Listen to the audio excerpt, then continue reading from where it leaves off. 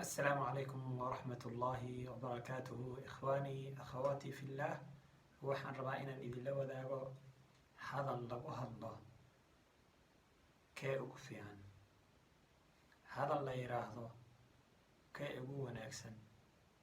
hadalka ilaahay subxaanahu wa tacaala u dooray inay markaa ku hadlaan malaa'igtiisa iyo addoommadiisa wan wanaagsan waa kee nabiga sala allahu calayhi wasalam su-ila waxaa la weydiiyey nabiga sala allahu calayhi wasalam can afdali ilkalaam hadal midkaa ugu wanaagsan baa nabiga la weydiiyey calayhi salaatu wasalaam markaasaa wuxuu yidhi mastafa allahu lmalaa'ikata walicibaadihi hadalku ilaahay subxaanahu wa tacaala uu dooray malaa'igtiisa iyo addoommadiisa wan wanaagsan waa kee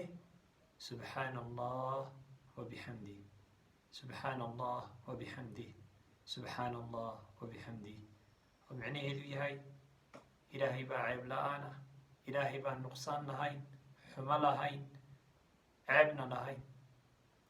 مهد نقي سنة إلهي سبحانه وتعالى وانقذنينا وضد إلهي هذه النقونينا إلهي بحمى لآنا وي وانا كم هذينينا وي إلهي عيب لآن وي وانا كم هذينينا hadalka ilaahay subxaanahu wa tacaala raaliga ka yahay ee addoommadiisa uu u dooray malaa'igtiisana uu u dooray waa inay hadalkaa ku hadlaan fadlan hadalka maalayacniga ah ee markaa dembiga kuu sababaya ka hadh kaasuu ilaahay jecel yahay adigana uu kuu dooray fadlan ka faa'iidayso ilaahayna subxaanahu wa tacaala kula khitaabo kula hadal baaraka allahu fiikum la wadaag sheergaree dadka gaarsii oo aan noqono kuwa subxaana allahi wabixamdihi afkooda ku badiya hadalkaasuu ilaahay subxaanahu wa tacaala malaa'igtana raali ooga noqday annagana ilaahay subxaanahu wa tacaala raali nooga noqday hadalkaasana ilaahay subxaanahu wa tacaala raali ka yahay ilaahayna uu raali ku noqonaya fadlan alla raaligeli oo waxaad ku raaligelisaa ilaahay subxaanahu wa tacaala hadalkaa wanaagsan